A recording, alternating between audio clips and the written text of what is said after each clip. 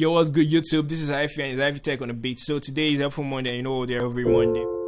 Trying to catch him, he was trying to hit him with a clip. Trying to jack him, he was trying to hit him with his teeth. Trying to trap him, maybe he was trying to take his...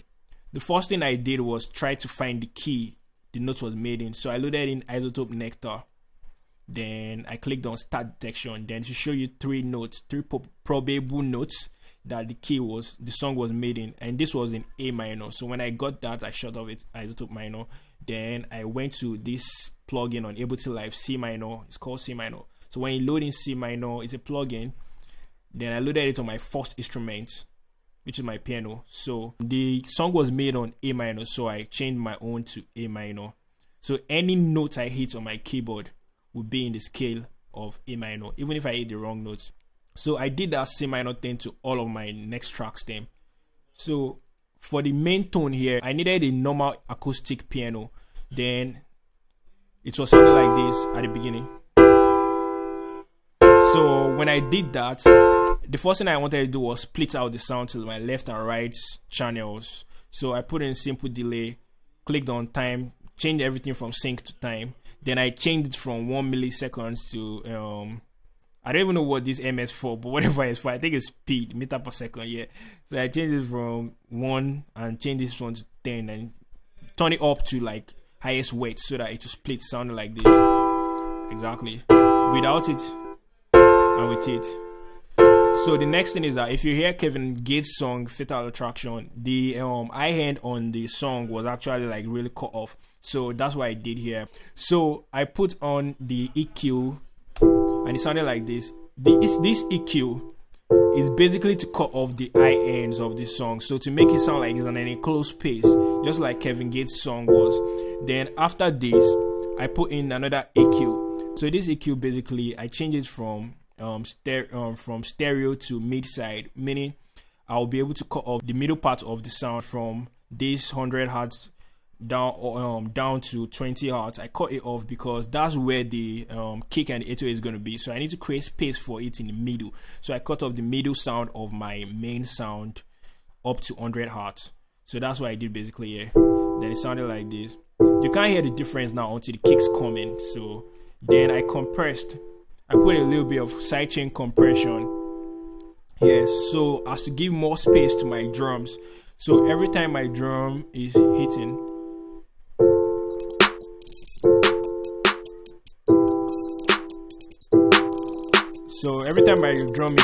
with the kicks, it will compress.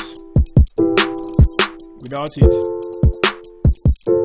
it's gonna be interfering with the main piano sound, but with it, the main piano sound volume will drop down every time the kick wants to knock. So in order to achieve that, I sidechained it to the kick drum. First of all, you click on this chain, click on sidechain, then drum. I put a post FX kick. So that's basically it. Then I put on the EQ because I only wanted to sidechain on the sound, the lower end of the sound. I don't want it to be dropping the volume every time. I want it to drop the volume only when the heavy part of the kick comes in. That's why I don't want interference. So I put on the high cutoff. Then I put on 639, and this is it when I solo it. Oh, you can't really hear now because I put down the drums, but trust me, it works. Just pay attention to this. Then ratio attack as I want it. Then I put auto release because I don't want too much stress. I don't like one sound in the piano. It was ringing too much like a bell. So this is why I cut off.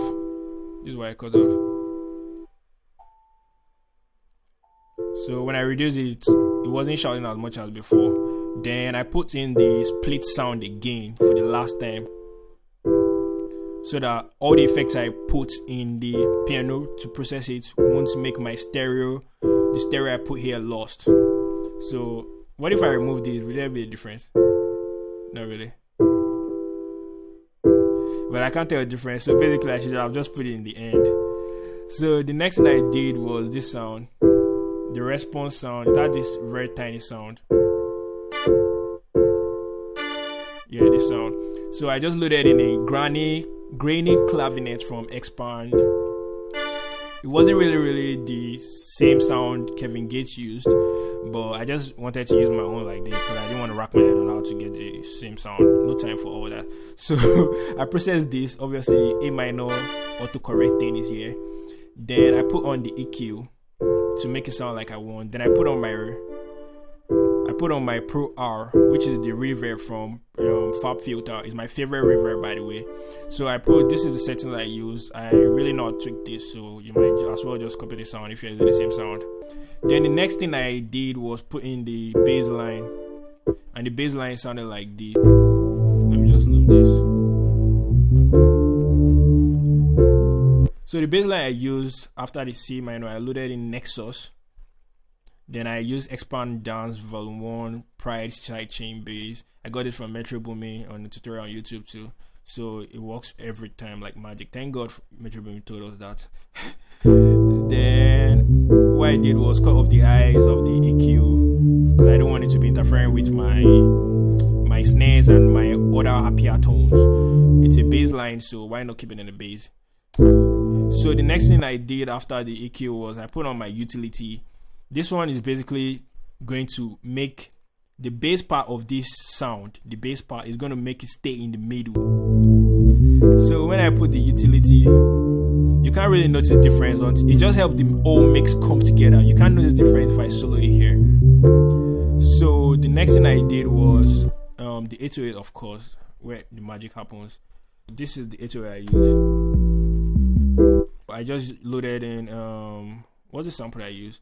I used Southside 8088 from the Southside official pack that got released and it was really nice. I made a bit of distortion on it from Audio Damage. And this is the distortion. Without it. With it. So that's basically it. And this is my setting for distortion.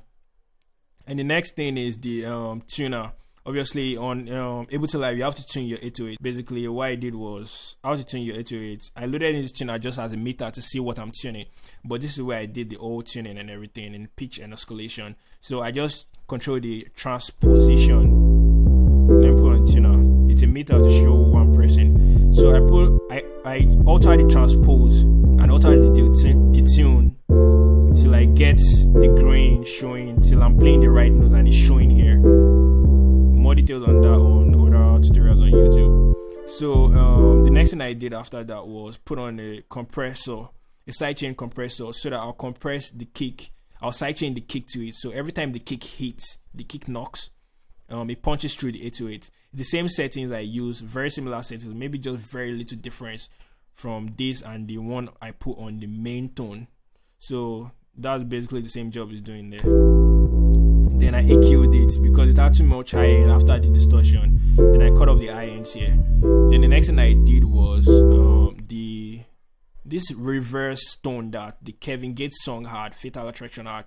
It was really nice. I didn't want to spend too much time trying to get that tone, so I just came up with my own, and what I used was omnisphere. Then I searched for reverse, then this retro vibe dream piano keys came out.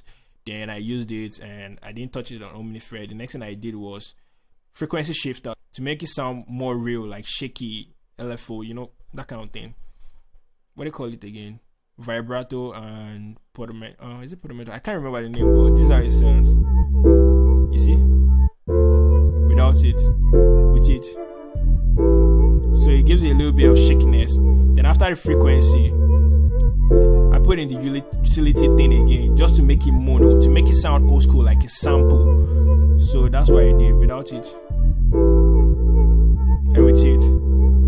And the next thing I did was put in the Pro R, my favorite reverb. So I gave it more space, and this is my settings for that. So you can copy that if you want to make the beat again. And I put in the EQ to cut off the lows there because I only need the mids and the highs in this particular sound. And I put on my simple delay to split the sound to stereo again. So this is the setting for that. The next thing I did was the drums, yeah, where the magic happens. So this is the drum. Let me start with the kick. So this is the kick I use. I use kick grind from Mr. Different. Shout out to Mr. Different. And I use beat warmer just to give it a bit of distortion and give it big body, like more body and, you know, more punch. So this is my settings for that. it up, the output, I turned up everything to the max though. Then I needed more punch in a particular frequency on the 80 hertz or so. So I put it there. That's why I put this EQ there. Then the next thing I did, can you see the difference now? Without this, with it, can you see it has more punch? Because the song really had punch. The real song had a lot of punch. Then I cut off I cut it off from like 40 hertz. Yeah, 46 hertz, because I like doing that just to give more space to the 808, because we can't really hear the lowest part of the kicks, but you can really hear the lowest part of the 808. So just to give it a little bit of more cleanliness, I cut off the lowest part of the kicks for my mix. And with all the sidechains I did with the main vocals, with the main piano tones and with the 808, the sidechains I did, they were all for the kicks to punch. So remember, I put that to make it punch. So after I did that, I put the snare. I used TMAK snare trap. It sounded like it. What I did was I put on some EQ to cut off the lows, because the snare on the Kevin Gates song was really high, kind of. Then the Z hi-hats I used. What I did was I made it really short. Then after that, I put on my Pro R, which is my favorite reverb again. So I have a preset here, but I alter the preset. I don't always use the same preset.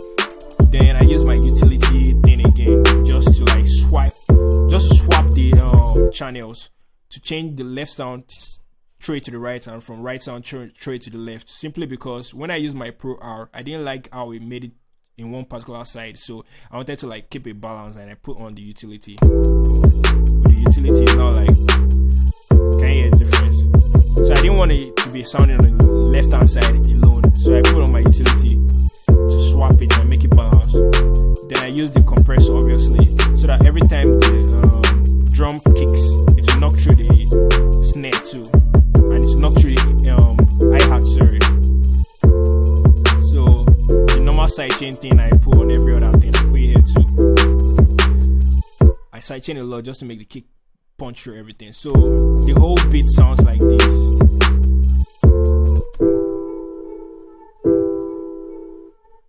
I think I've put on everything.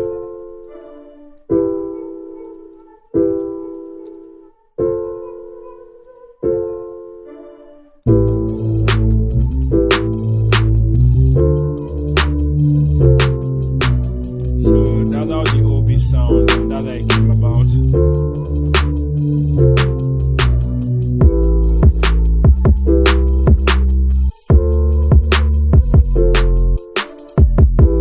So basically that's how it sounds, and I didn't put anything on the master because I needed to drop my vocals and master it all together. That's what I wanted. So the next thing, I'm going to open the vocals project and show you how I mix the vocals. For my head, nigga, I ain't going down. Is it like that? Turn it to a gunfight. I ain't dying yet. Bow, bow, bow, fight, bullet to the chest. Trying to catch him, he was trying to hit him with a clip. Trying to jack him, he was trying to hit him with his teeth. Trying to trap him, maybe he was trying to take his chain, couldn't catch him. Maybe he was trying to get some change without trying. He was trying to hit him with a clip. Trying to jack him, he was trying to hit him with his teeth. Trying to trap him, maybe he was trying to take his chain, couldn't catch him. Maybe he was trying to get some change without trying.